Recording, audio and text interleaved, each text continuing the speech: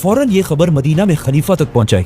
हजरत उमर को ये बात बिल्कुल पसंद नहीं आई कि हम यहाँ मदीना में बिल्कुल एक सादा और आम जिंदगी गुजार रहे हैं और हमारे जनरल्स वहाँ ये सब कर रहे हैं। और हजरत उमर को इस बात का भी डर था कि कहीं खालिद बिन वलीद ने उस शायर को ये पैसे। अस्सलाम वालेकुम वरहमतुल्लाहि बरकातुहू। उम्मीद है आप लोग सब खैरियत से होंगे। मैं भी अल्हम्दुलिल्लाह अल्लाह का लाख लाख शुक्र एहसान खैरियत से हूँ।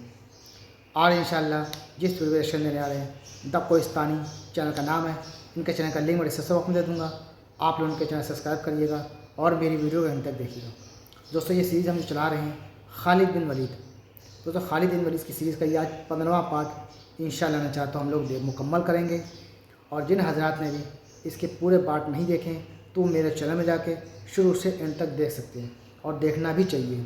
कि खालिद बिन वलीद एक ऐसी शख्सियत का नाम है दोस्तों जिन्होंने अपनी ज़िंदगी पूरी इस्लाम का नाम वफ़ कर दी। समझ लीजिए पूरी ज़िंदगी उनकी जंगों में बीत गई, सिर्फ जंग और अल्लाह ताला ने उनको कामयाबी भी दी। जिस जंग में भी जाते फ़तेह मिलती उनको। शुरू से लेकर आखिर तक उन्होंने जितनी अपनी ज़िंदगी में जंग लड़ी सब जंगों में वो फ़तेह उनको मिली, यानी कि वो जीते जंग। तो ये आइए हम इस सीरीज़ का 15वां पार्ट देखते हैं दोस्तों। और वीडियो अच्छी लगा करें तो इसको शेयर ज़रूर किया करिए और लाइक किया करिए। अपनी कीमती राय कमेंट बॉक्स में ज़रूर बताया करें दोस्तों, क्योंकि वीडियो बनाने में दोस्तों बड़ा वक्त लगता है, टाइम बर्बाद होता है, तब जाके कहीं एक वीडियो बनती है। तो हमें सपोर्ट किया करिए, हमारा हौसला बढ़ाया करिए और वीडियो को शेयर किया करिए। तो चलिए इंशाअल्लाह ने चाहा तो हम ये पूरा पार्ट देखते हैं, फिर उसके बाद आपसे बात करते हैं। जैसे ही हजरत उमर रज़ियल्लाहु अन्हु जेरूसलम के बाहर मुसलमानों की फौज के करीब पहुंचे तो वहां अबू उबैदा रज़ियल्लाहु अन्हु और बाकी मुसलमानों ने उनका वेलकम किया। उन मुसलमान जनरल्स ने जब हजरत उमर रज़ियल्लाहु अन्हु के सादा और पुराने कपड़े देखे तो उन्होंने हजरत उमर रज़ियल्लाहु अन्हु से रिक्वेस्ट की कि आप ये पुराने कपड़े चेंज करके कुछ नए और महंगे कपड़े पहने। और हजरत उमर रज़ियल्लाहु अन्हु की सवारी के लिए एक खूबसूरत घोड़ा भी लेकर आए। लेकिन हजरत उमर रज़ियल्लाहु अन्हु ने उन सबसे कहा कि नहीं, एक जमाना था कि हम दुनिया के सबसे कमजोर और बैकवर्ड लोगों में से थे और आज जो हमें ये इज्जत मिली है वो हमारे कपड़ों या सवारी की वजह से नहीं बल्कि सिर्फ और सिर्फ इस्लाम की वजह से मिली है। ये कहते ही हजरत उमर रज़ियल्लाहु अन्हु यहाँ से जेरूसलम की तरफ रवाना हुए। अब यहाँ पे एक बहुत ही इंटरेस्टिंग स्टोरी और एक बहुत बड़ी कंफ्यूजन भी है कि हजरत उमर रज़ियल्लाहु अन्हु अपने गुलाम के साथ सिर्फ एक ही ऊंट पर जेरूसलम की तरफ गए। रास्ते में ये दोनों बारी बारी इस ऊंट की सवारी करते थे और जैसे ये दोनों जेरूसलम पहुंचे तो ऊंट पर हजरत उमर ने बल्कि उनके गुलाम बैठे हुए थे। ये स्टोरी हम सब ने बचपन से बार बार सुनी, लेकिन ये बिल्कुल एक अनऑथेंटिक स्टोरी है जो इस्लामिक हिस्ट्री के किसी भी बड़े बुक में नहीं मिलती। और ये स्टोरी लॉजिकल भी नहीं, क्योंकि मुसलमानों की फौज जिसने चारों तरफ से जेरूसलम को घेर रखा था, उनके और जेरूसलम की गेट के दरमियान इतना फासला था ही नहीं कि जिसके लिए ऊंट को बार बार चेंज किया जाए। इसके अलावा मुसलमानों की फौज में उस वक्त हजारों ऊंट मौजूद थे, उनमें से भी किसी ऊंट को यूज किया जा सकता था। और अगेन ये स्टोरी किसी भी इस्लामिक ऑथेंटिक बुक में नहीं लिखी हुई। इन सब चीजों को देखकर यही लगता है कि ये स्टोरी बाद में आने वाले लोगों ने अपनी तरफ से बनाई। और इस्लामिक हिस्ट्री की लेटेस्ट बुक तारीख उम्मत मुस्लिमा में भी इस स्टोरी को एक अनऑथेंटिक स्टोरी कहा गया है। लेकिन आपको मेरी बात सुनने की जरूरत नहीं है, खुद जाकर रिसर्च करें और चैट जीपीटी से मत पूछें, वो आपको गलत बताए, खुद रिसर्च करें। हजरत उमर रज़ियल्लाहु अन्हु सीधा जेरूसलम के अंदर एंटर हुए और वहाँ के सारे लोग उनकी सिंपलिसिटी देखकर बहुत इंप्रेस हुए। जेरूसलम में क्रिश्चियंस के लीडर सफ्रोनियस हजरत उमर को सीधा उस चर्च की तरफ ले गए जो आज तक क्रिश्चियंस के लिए सबसे होली जगह है। हजरत उमर जब चर्च में ही थे तो नमाज का वक्त हुआ। सफ्रोनियस ने वहीं पर हजरत उमर को चर्च के अंदर ही नमाज पढ़ने की रिक्वेस्ट की, लेकिन हजरत उमर ने वहाँ नमाज नहीं पढ़ी और कहा कि अगर मैंने यहाँ पर नमाज पढ़ ली तो मुसलमान जरूर इस चर्च को एक दिन मस्जिद में कन्वर्ट करेंगे। और हजरत उमर नहीं चाहते थे कि मुसलमान क्रिश्चियंस की इस होली जगह को बदल दें। और हजरत उमर की बात बिल्कुल सही थी, क्योंकि आज इस चर्च के करीब ही उमर बिन खत्ताब के नाम से एक मस्जिद बनाई गई। हजरत उमर यहाँ से सीधा बैतुल मक़दस की तरफ गए और देखा कि रोमन्स ने यहूदियों की नफरत की वजह से बैतुल मक़दस को गंदगी का ढेर बनाया हुआ है। तो हजरत उमर बाकी सहाबा के साथ खुद अपने हाथों से बैतुल मक़दस की सफाई करने लगे। हजरत उमर रज़ियल्लाहु अन्हु ने बैतुल मक़दस की पूरी सफाई के बाद यहाँ पर सहाबा की एक मीटिंग बुलाई कि हमें यहाँ पर मस्जिद कौन सी जगह पर बनानी चाहिए। तो काब रज़ियल्लाहु अन्हु ने मशवरा दिया, जो इस्लाम लाने से पहले यहूदी थे, कि हमें मस्जिद बैतुल मक़दस की इस पत्थर के पीछे बनानी चाहिए ताकि हम बैतुल मक़दस और काबा दोनों को सामने रखकर नमाज पढ़ सके। लेकिन इस बात पर हजरत उमर को बहुत सख्त गुस्सा है और उन्होंने काब से कहा कि तुमसे अभी तक यहूदियों की आदतें नहीं निकली। उसके बाद हजरत उमर रज़ियल्लाहु अन्हु ने हुक्म दिया कि मस्जिद को बैतुल मक़दस के इस पत्थर के आगे बनाई जाए जिसका मुंह काबा की तरफ हो और पीठ यहूदियों के इस पत्थर की तरफ हो, क्योंकि अब दुनिया का किबला बदल चुका है। और यहीं से पहली बार मस्जिद अक्सा की बुनियाद रखी गई। और आज तक जब भी मुसलमान मस्जिद अक्सा में नमाज पढ़ते हैं तो बैतुल मक़दस का ये पत्थर और उसके ऊपर ये बिल्डिंग उनके पीठ के पीछे होती है। उमर रज़ियल्लाहु अन्हु के हुक्म से मुसलमानों ने यहाँ पर एक छोटी सी लकड़ियों की मस्जिद बनाई। और मस्जिद बनाने के बाद हजरत उमर ने बिलाल रज़ियल्लाहु अन्हु से रिक्वेस्ट की, जो आप सल्लल्लाहु अलैहि वसल्लम की वफात के बाद यही शाम में आबाद हो चुके थे। और हजरत बिलाल ने ये अहद किया कि आप सल्लल्लाहु अलैहि वसल्लम की वफात के बाद वो दोबारा कभी भी अजान नहीं देंगे। लेकिन अब ये इतना अजीम दिन था और खलीफा उमर रज़ी अल्लाह तआला अन्हु का ऑर्डर भी था, तो हजरत बिलाल रज़ी अल्लाह तआला अन्हु आगे आए और उन्होंने पहली बार बैतुल मक़दस पर खड़े होकर अजान देना शुरू की। हजरत बिलाल रज़ी अल्लाह तआला अन्हु की अजान को सुनकर वहाँ मौजूद सारे सहाबा रोने लगे, क्योंकि यही बिलाल आप सल्लल्लाहु अलैहि वसल्लम के जमाने में भी मदीना में अजान दिया करते थे। ये वो जमाना था जब मुसलमानों के पास कुछ भी नहीं था, यहाँ तक कि कई दिन तक उनके पास खाने पीने की चीजें भी नहीं होती थी। लेकिन इस सब के बाद भी आप सल्लल्लाहु अलैहि वसल्लम मुसलमानों से कहते रहते थे कि एक दिन ऐसा जरूर आएगा कि मुसलमान रोमन और पर्शियन एम्पायर दोनों को हराएंगे, यहाँ तक कि जेरूसलम को भी फतह करेंगे। और आज मुसलमान इन दोनों एम्पायर्स को हराकर दुनिया के सुपर पावर बन चुके थे, और वही बिलाल रज़ी अल्लाह तआला अन्हु दोबारा अजान दे रहे थे। उस दिन से लेकर आज तक पिछले 1400 साल से हर दिन बैतुल मक़दस में उसी तरह अजान दी जाती है, और इस तरह इस अजीम सिटी, पैगंबरों की सिटी जेरूसलम को बगैर कोई खून बहाए हजरत उमर रज़ी अल्लाह तआला अन्हु ने फतह कर लिया। लेकिन जेरूसलम की फतह का तो रसूलुल्लाह सल्लल्लाहु अलैहि वसल्लम ने पहले ही बता दिया था, लेकिन इसके साथ ही आप सल्लल्लाहु अलैहि वसल्लम ने एक और भी बहुत शॉकिंग बात कही थी कि एक दिन जंगे तबूक के दौरान आप सल्लल्लाहु अलैहि वसल्लम अपने कैंप में बैठे हुए थे, तो उन्होंने पास बैठे एक सहाबी से कहा कि मुझसे कयामत की कुछ निशानियां सुनो।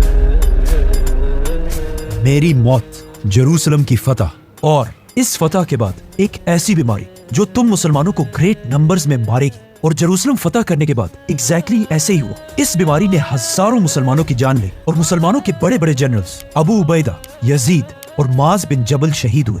और इन्हीं के साथ दुनिया की तारीख के सबसे बड़े जनरल खालिद बिन वलीद भी अपने जिस्म पर जख्मों की वजह से इस दुनिया से चले गए। इन सब बड़े बड़े जनरल्स की वफात के बाद अब कुछ नए लोगों को चांस मिला कि वो सामने आकर लीडर्स बन सके, जिनमें से एक का नाम था मुआविया बिन अबी सुफियान।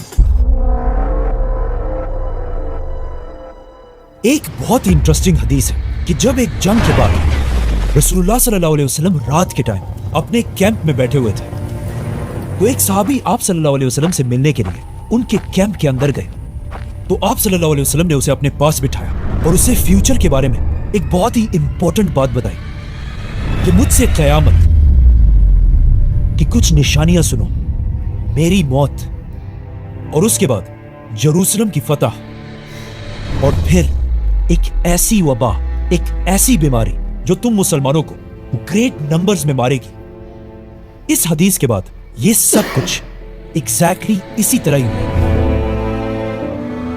इस हदीस के कुछ ही अरसे बाद आप सल्लल्लाहु अलैहि वसल्लम इस दुनिया से चले गए, और उनकी वफात के बाद कुछ ही सालों में मुसलमानों ने उमर बिन खत्ताब की लीडरशिप में ये सारे इलाके फतह कर लिए। यरमूक और कादसिया जैसी अजीम जंगें जीतने के बाद एक तरफ मुसलमानों ने पर्शियन एम्पायर में उनके कैपिटल मदईन को फतह किया, और दूसरी तरफ रोमन एम्पायर में मुसलमानों ने पैगंबरों की सिटी जेरूसलम को फतह किया, जिसे हम पूरा एक्सप्लेन कर चुके हैं। नाउ यहाँ से आगे मुसलमान रुके नहीं, बल्कि हजरत उमर के ऑर्डर्स पर मुसलमानों ने अपनी फौज को ग्रुप्स में डिवाइड किया। एक ग्रुप अबू उबैदा और खालिद बिन वलीद की लीडरशिप में ऊपर तुर्की की तरफ रवाना हुआ, और दूसरा ग्रुप आमिर बिन आस की लीडरशिप में फलस्तीन के इलाके गज्जा को फतह करने के लिए गया। यस, वही गज्जा जहां पर आज खालिद बिन वलीद और अबू उबैदा फुल स्पीड आगे बढ़ रहे थे, और बहुत सारी छोटी छोटी जंगों के बाद मुसलमानों ने ये सारा इलाका भी फतह कर लिया। लेकिन इन सारी जंगों में एक जंग को डिस्कस करना बहुत ही इंपॉर्टेंट है, the battle of the iron bridge, क्योंकि ये जंग बिल्कुल यरमूक और कादसिया की तरह एक बहुत बड़ी जंग होने वाली थी, क्योंकि रोमन एम्पायर हजारों की फौज लेकर इस ब्रिज के पास खड़ी थी, और दरिया की दूसरी तरफ अबू उबैदा सिर्फ 15,000 की फौज के साथ खड़े थे। और अब एक बार फिर मुसलमानों और रोमन्स के दरमियान एक बहुत बड़ी जंग होने वाली थी। लेकिन एक मिनट, अगर ये इतनी एक बड़ी जंग, तो हमने आज तक इसके बारे में कुछ सुना क्यों नहीं है? क्योंकि ये जंग शुरू होने से पहले ही खत्म हो गई। जैसे ही मुसलमानों की फौज एक दूसरे के सामने आई, अचानक रोमन फौज ने देखा कि उनकी एक साइड से कुछ आवाजें आ रही हैं। जब रोमन फौज ने थोड़ा गौर से देखा, तो एक दूसरी फौज फुल स्पीड इनकी तरफ बढ़ रही थी। एंड ऑफ कोर्स ये फौज कौन लीड कर रहा था? खालिद बिन वलीद। आज तक इस बात का पता नहीं चला कि खालिद बिन वलीद ने कब और कैसे इस दरिया को क्रॉस किया था, लेकिन अचानक जंग से पहले ही खालिद बिन वलीद ने वहां पहुंचकर इस रोमन फौज को क्रश कर दिया, और रोमन्स एक बार फिर ये जंग छोड़कर भाग गए। और इस तरह ये इतनी बड़ी जंग शुरू होने से पहले ही खत्म हो गई। ये जंग सीरिया में मुसलमानों की आखिरी जंग थी, और इस जंग के बाद मुसलमानों ने हमेशा के लिए पूरे शाम को फतह कर लिया। अब मुसलमानों की खिलाफत का कंट्रोल सीरिया, फलस्तीन, जॉर्डन और लेबनान तक फैल चुका था, जिसके बाद मुसलमानों के आर्मी चीफ अबू उबैदा यहीं पर रहे और खालिद बिन वलीद अकेले अपनी फौज के साथ पहली बार रोमन एम्पायर के मेन हेडक्वार्टर तुर्की में दाखिल हुए और बहुत तेजी से रोमन एम्पायर के कैपिटल कॉन्स्टेंटिनोपल इस्तांबुल की तरफ बढ़ने लगे। बट वेट, अगर खालिद बिन वलीद रोमन एम्पायर के कैपिटल के इतने क्लोज पहुंच चुके थे तो फिर उन्होंने इसे फतह क्यों नहीं किया? बल्कि ये सिटी तो इससे 800 साल बाद एक दूसरे बादशाह सुल्तान मोहम्मद फातेह ने फतह की थी। क्योंकि जैसे ही खालिद बिन वलीद तुर्की में दाखिल हुए, यहाँ पर एक बहुत बड़ा मसला हुआ। हजरत उमर रज़ियल्लाहु अन्हु ने खलीफा बनते ही खालिद बिन वलीद को उनके पोस्ट आर्मी चीफ के ओहदे से हटा दिया था, लेकिन अब भी मुसलमान खालिद बिन वलीद को बाकी सारे जनरल से बहुत ज्यादा पावरफुल समझते थे, क्योंकि अब भी कुछ नए मुसलमान ये समझते थे कि आज ये खिलाफत राशिदा जहां भी है सिर्फ खालिद बिन वलीद की वजह से है। और हजरत उमर को ये बात बिल्कुल भी पसंद नहीं थी और वो सबको ये दिखाना चाहते थे कि ये खिलाफत मेरी या खालिद की वजह से नहीं बल्कि अल्लाह की वजह से कायम है। इसके अलावा एक मसला ये भी था कि इससे कुछ ही अरसा पहले एक दिन खालिद बिन वलीद कहीं बैठे हुए थे और एक शायर ने उनके सामने कुछ अशार पढ़े, तो खालिद बिन वलीद ने खुश होकर उस शायर को 10,000 दरहम दिए। लेकिन अब मसला ये था कि हजरत उमर ने मुसलमानों की फौज में अपने जनरल्स को कंट्रोल में रखने के लिए हर जगह जासूस बिठाए हुए थे। जैसे ही खालिद बिन वलीद ने उस शायर को पैसे दिए, वहां बैठे हजरत उमर के एक जासूस ने फौरन ये खबर मदीना में खलीफा तक पहुंचाई। हजरत उमर को ये बात बिल्कुल पसंद नहीं आई कि हम यहाँ मदीना में बिल्कुल एक सादा और आम जिंदगी गुजार रहे हैं और हमारे जनरल्स वहाँ ये सब कर रहे हैं। और हजरत उमर को इस बात का भी डर था कि कहीं खालिद बिन वलीद ने उस शायर को ये पैसे।